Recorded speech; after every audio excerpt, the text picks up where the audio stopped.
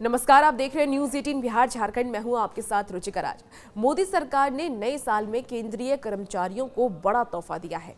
केंद्र ने 8वें वेतन आयोग के गठन के प्रस्ताव को स्वीकार कर लिया है। सरकार के इस फैसले से हजारों कर्मचारियों को फायदा होगा। आपको बता दें कि 7वें वेतन आयोग का टर्म साल 2026 में समाप्त हो रहा है और इसे देखते हुए केंद्र सरकार ने 8वें वेतन आयोग को गठित करने का फैसला लिया है।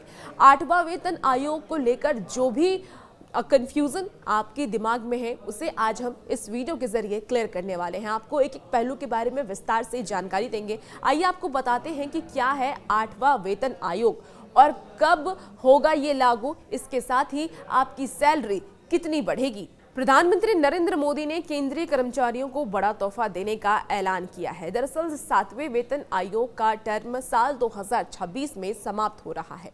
ऐसे में सरकार ने 8वें वेतन आयोग की तैयारी अभी से शुरू कर दी है। कैबिनेट ने केंद्र सरकार के कर्मचारियों के लिए 8वें वेतन आयोग के गठन को अपनी मंजूरी दे दी है और इसके लिए राज्य सरकारें, PSU आदि से विचार विमर्श उनकी तरफ से किया जाएगा। 8वें वेतन आयोग के अध्यक्ष और 2 सदस्यों के नाम पर जल्द ही ऐलान हो जाएगा। और आपको ये भी बता दें कि 7वें पे कमीशन 2016 में गठित हुआ था। कैबिनेट के फैसलों की जानकारी देते हुए केंद्रीय मंत्री अश्विनी वैष्णव ने ये बताया कि 8वां वेतन आयोग 2026 से लागू होगा। अब ऐसे में समय रहते सुझाव और सिफारिशें आदि के लिए इसका गठन जल्द करने का फैसला लिया गया है। क्या है 8वां वेतन आयोग, वो भी आप जान लीजिए। केंद्र सरकार की तरफ से एक आयोग का गठन किया जाता है। इसे वेतन आयोग कहा जाता है। यह केंद्र के सरकारी एम्प्लॉय के सैलरी स्ट्रक्चर में बदलाव की सिफारिश करता है। पिछला यानी कि 7वां वेतन आयोग फरवरी साल 2014 में गठन हुआ था। हालांकि इसे 1 जनवरी साल 2016 में लागू किया गया था।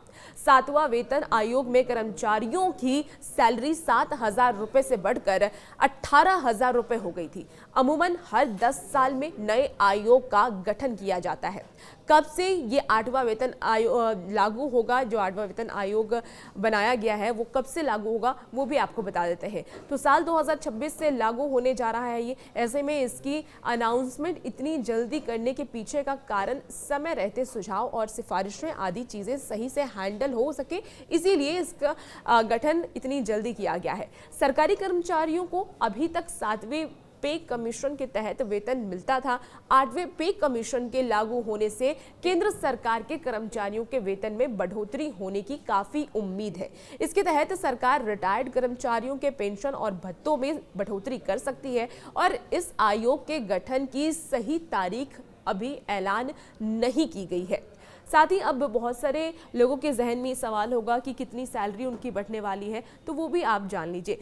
दरअसल अश्विनी वैष्णव ने ये कहा है कि 8वें वेतन आयोग की निगरानी के लिए जल्द ही अध्यक्ष और 2 सदस्यों की नियुक्ति की जाएगी।